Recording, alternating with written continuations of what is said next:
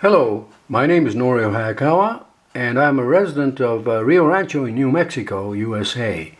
I was born and raised in Yokohama, Japan in 1944. Our family lived in a street for many years called Motomachi. I went to the school called St. Joseph International School in Yokohama, Japan for 12 years. Including grade school, middle school, and high school, all in one. While I was growing up, my father used to tell us of his claim of a strange sighting of an object he claimed, which was in 1947 while he was night fishing in the Bay of Yokohama. He did claim that he saw a strange greenish ball of fire intelligently maneuvering over the Bay of Yokohama. And he used to tell us at our dinner table to my mother, my sister, and myself. But my mother had always been kind of skeptical about it.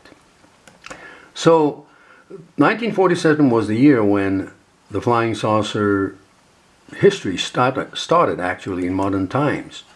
I became interested in flying saucers and UFOs and joined organizations in Japan such as the Cosmic Brotherhood Association in the late 1950s and early 1960s. This was an organization in Japan that researched about some strange artifacts of Japan, ancient Japan, such as this Dogu artifact that almost looked like somebody wearing a spacesuit. But anyway, this was way before Erich von Däniken came out on the scene and wrote the book Chariots of the Gods, because in the late 1950s and 1960s, many research groups in Japan were investigating the ancient sightings of strange things in Japan, such as this one, actually, which was in the 1700s, whereby a strange ball-shaped object landed offshore in Japan and with an entity carrying some kind of a box. And it was research like this that really was the backbone of organizations in Japan such as the Cosmic Brotherhood Association. But it was in 1964 that I became aware, while living in Japan and going to college in Japan, I became aware of a strange incident that happened in New Mexico, which I never heard before. And this was basically the Lonnie Zamora incident, in which the police officer did claim that he saw an oval-shaped object 300 feet in front of him on the desert, including two entities dressed in white coveralls. And this became the famous Lonnie Zamora incident of April 28, 1964. And this really furthered my interest in flying saucers and UFOs. And I was a tremendous supporter of the UFO phenomenon as proof of physical extraterrestrial visitations. And so I became a tremendous ETH, extraterrestrial hypothesis guy. I came to attend the University of Albuquerque, New Mexico, coincidentally, because I received a scholarship in 1965, and I attended this college, which was located in Albuquerque on the west side. It was a beautiful location. But actually, it was in 1975 that I got a strange letter from my mother, an excited letter, in 1975 while I was living in Phoenix, Arizona. The letter in which she stated that she, for the first time, had seen that particular morning in 1975 a flying saucer over a train station near Motomachi, Japan, Yokohama, Japan. She did see, she claimed in this excited letter, that she saw a strange object hovering over the train station, just like the ones you see in science fiction movies. A strange silverish metallic object with a dome attached on it. She immediately tried to point this out to her grandson, who was together with her at that time, walking back to their home. She pointed this out to the grandson and she said, "Turn around." And by the time she looked over the train station, this thing was completely gone, disappeared, as if totally dematerializing itself. And this is the reason why later on, especially in the late 1970s, I became to abandon the extraterrestrial hypothesis of the origins of UFOs and began to think that perhaps this is some kind of a interdimensional apparition of some force materializing itself to pre-selected observer or groups of observers, and giving the impression to the observer that they had witnessed a physical phenomenon.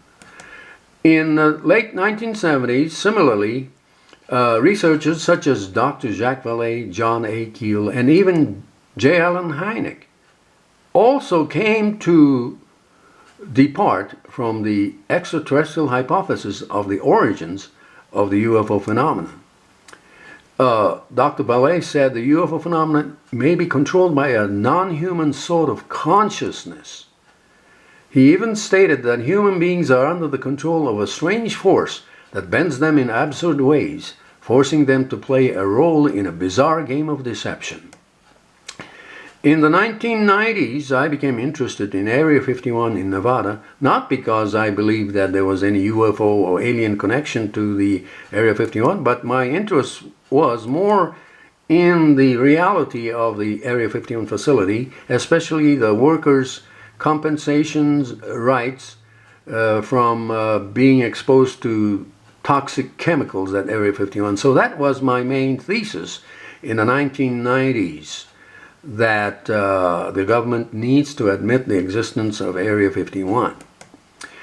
And also in the 1990s, I began to take a tremendous interest in the allegation that there was an underground base outside of Dulce, New Mexico, which was part of a Hickory Apache reservation.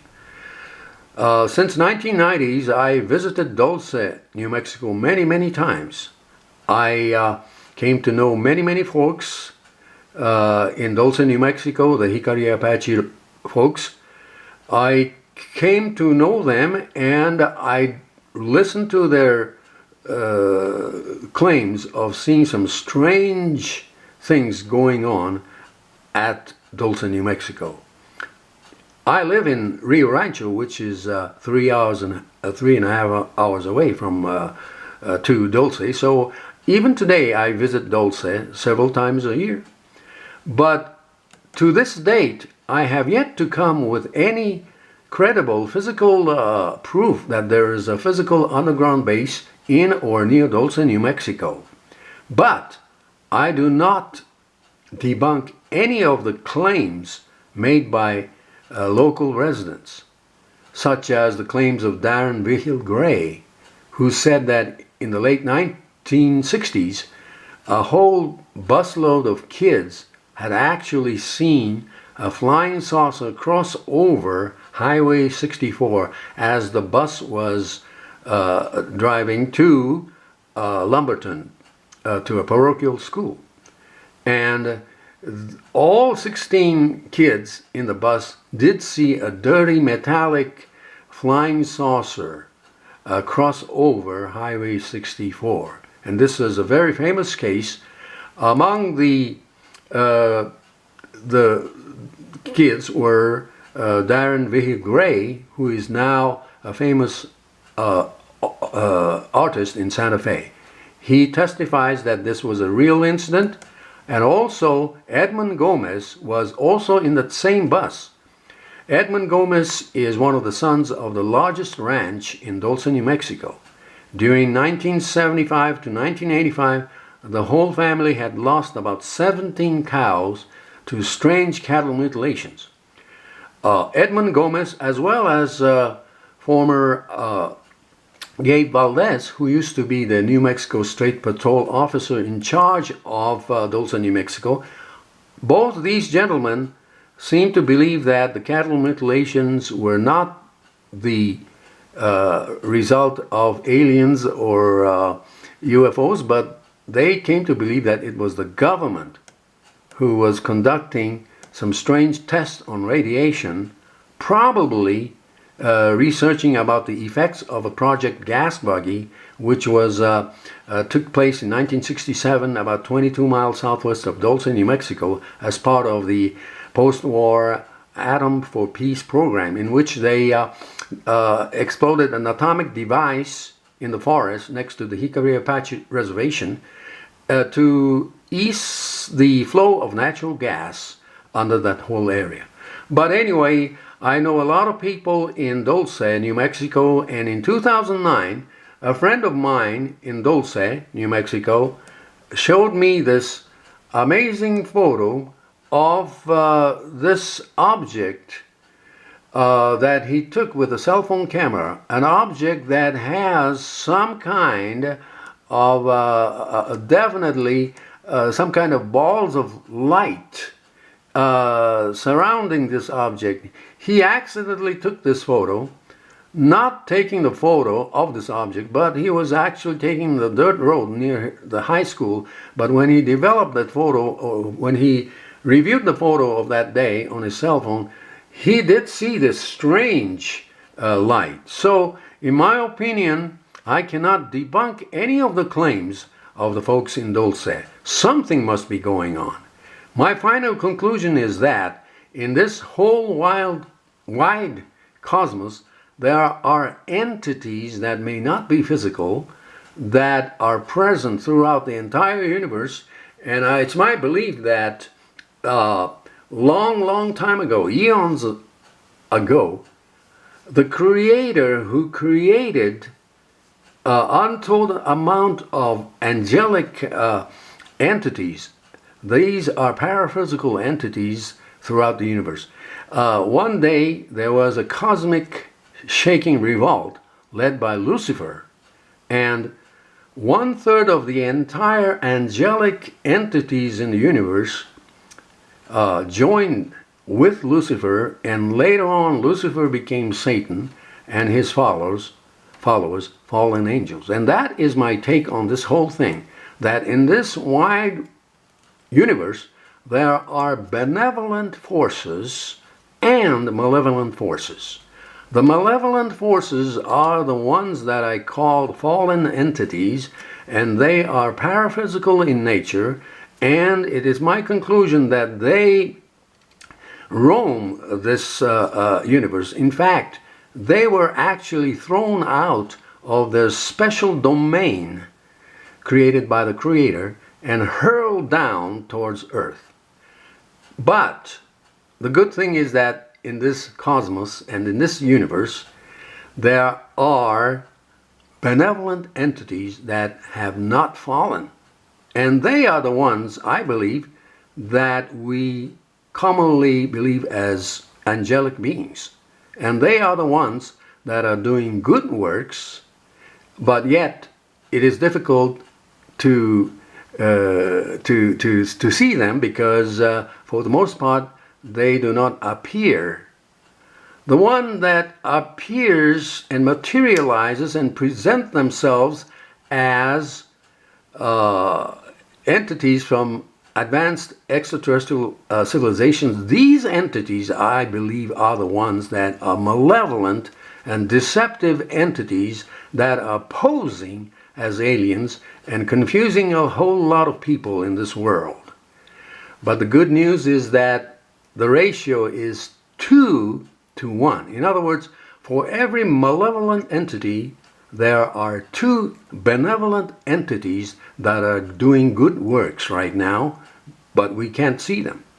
The ones that are causing confusion and deceiving people, posing as aliens, are, I believe, malevolent, deceptive entities that materialize themselves temporarily and appear in front of pre-selected observer or observers and appear to be a physical phenomenon and appear to be alien entities and deceiving people.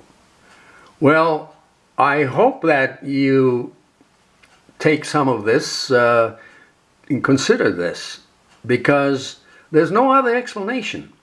I have yet to see any single evidence that we have ever been visited by physical, extraterrestrial, biological entities in physical, extraterrestrial spacecraft of any kind. Yet, the phenomenon seems to be real.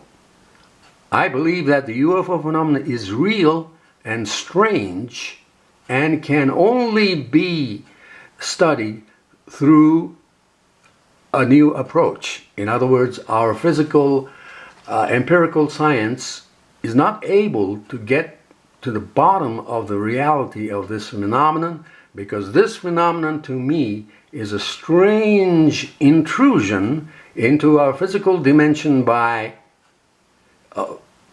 paraphysical entities that exist in this amazingly big cosmos and universe.